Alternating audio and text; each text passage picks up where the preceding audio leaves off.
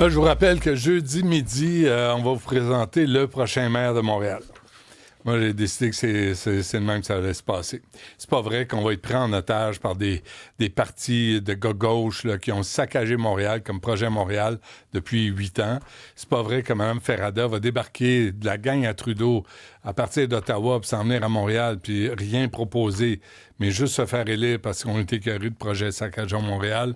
C'est pas vrai que les autres partis n'ont aucune chance. Ils sont en périphérie, puis personne s'y attarde. Action Montréal, Futur Montréal, Transition Montréal sont pas invités dans les débats. Des fois, Transition Montréal. Moi, je comprends pas qu'ils n'invitent pas Action Montréal, Futur Montréal. Entendre des propositions de gens qui se présentent en bonne et due forme. Puis ça, on fait pas ça. Puis là, la Chambre de commerce le fait pas. Les médias le font pas.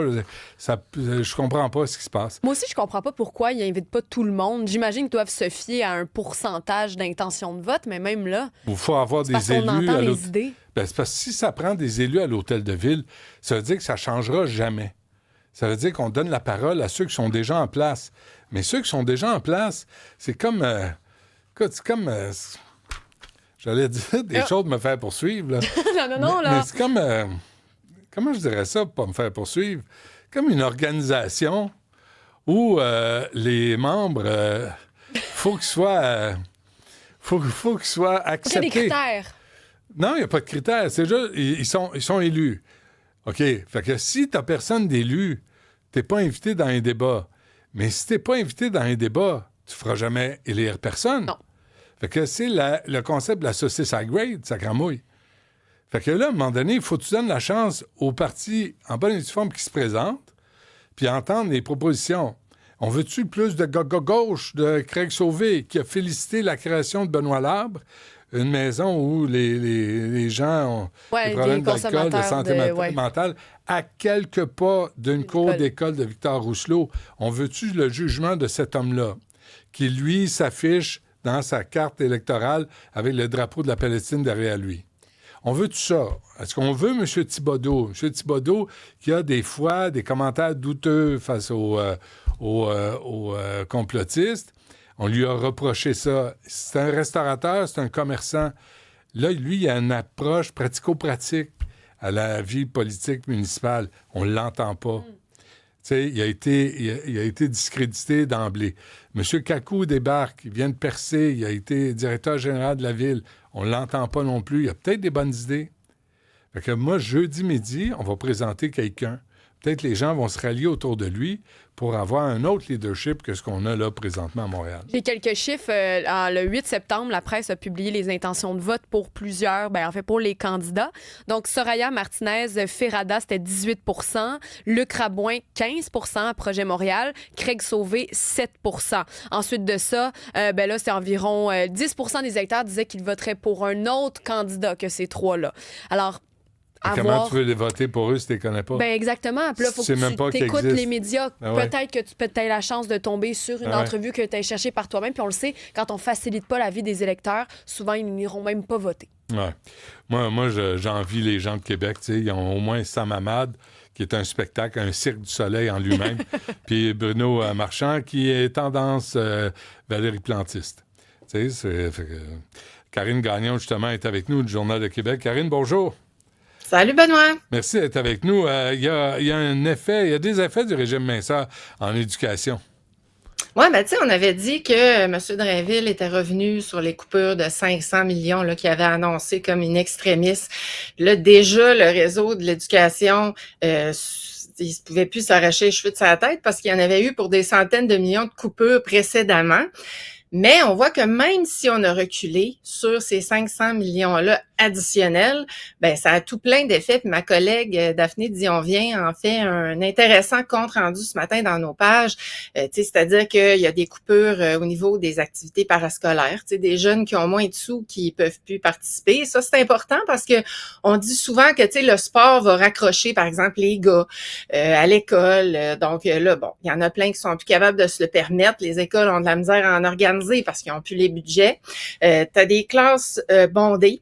T'as les activités culturelles, tu sais, on dit tout le temps, si on veut promouvoir la culture québécoise, francophone, il faut sortir nos jeunes dès le plus jeune âge pour, tu sais, les habituer à, d'abord, connaître les classiques, mais connaître aussi les comédiens, tu sais, avoir, je sais pas, là, une culture québécoise qui débute dès qu'on est tout petit. Ben là, il y a des coupures importantes là-dedans. C'est que là, les salles de spectacle, l'industrie culturelle qui déjà en arrache beaucoup parce que le contexte économique est pas facile. Ben là, ils ont moins de réservations, il y a des classes pleines, il y a moins de formation pour les profs. Tu sais, ça a des incidences quand même très, très importantes là, dans les centres de services scolaires. Oui, il faut ajouter l'intégration des nouveaux arrivants dans les classes aussi. Hein.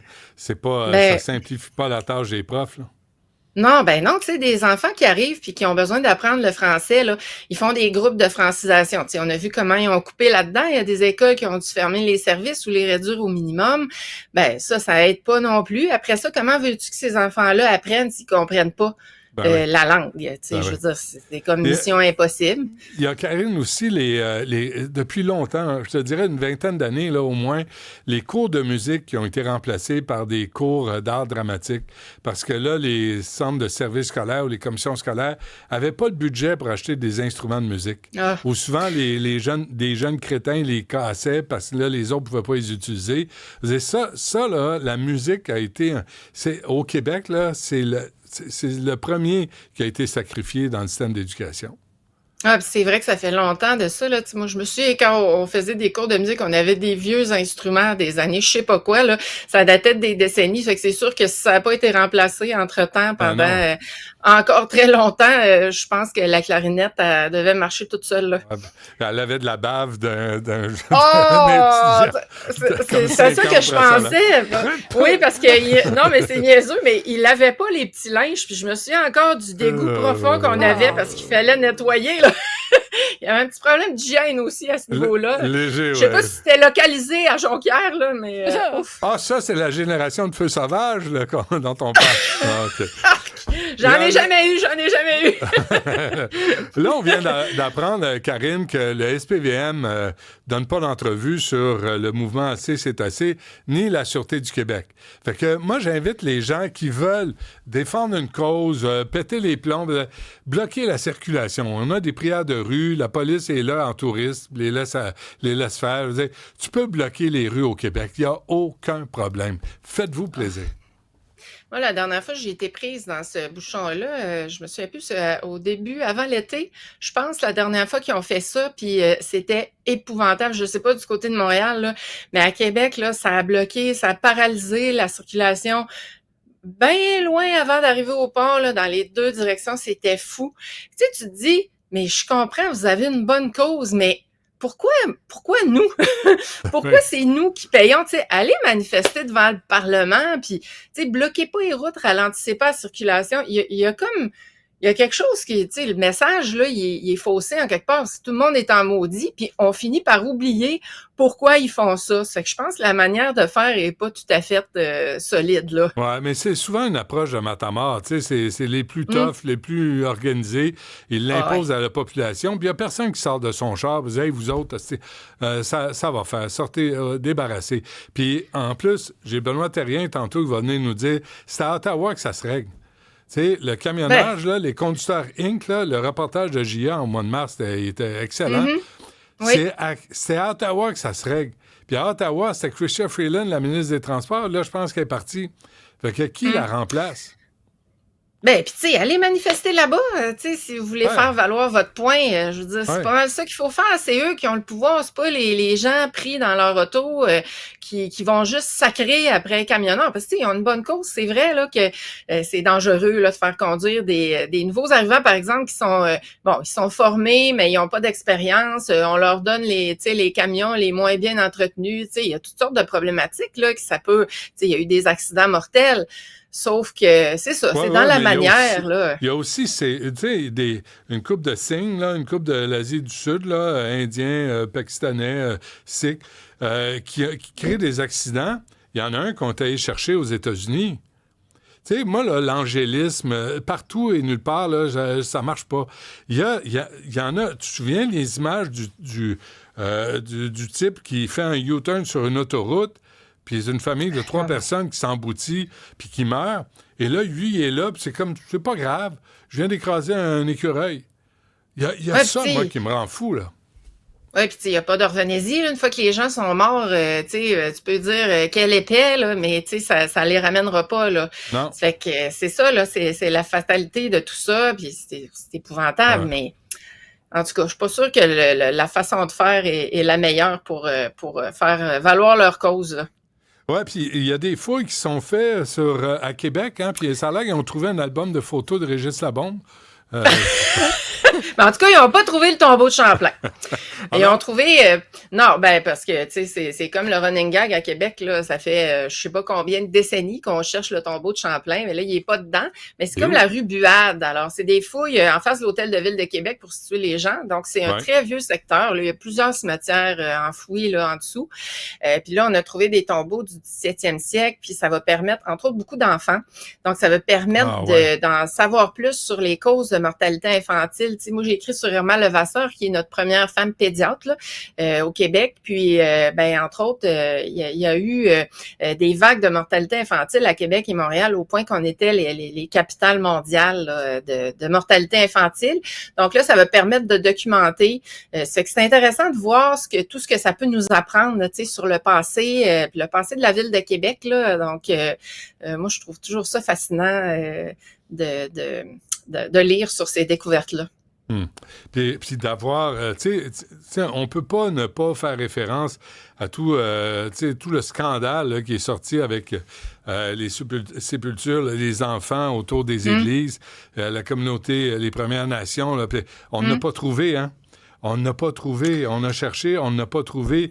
Puis il y a au moins 100 églises qui ont été incendiées à travers le Canada depuis. Puis Justin Trudeau avait dit, c'est compréhensible. Ben non, c'est pas compréhensible. Ben non, c'est pas acceptable.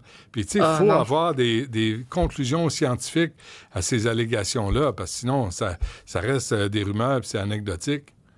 Oui, c'est important, c'est ça, c'est d'y aller sur le plan scientifique, puis c'est quand on fait des fouilles comme ça, là, qu'aujourd'hui, avec les technologies avancées, on peut faire des différentes vérifications avec l'ADN et tout, puis c'est ça permet de documenter bien des enjeux.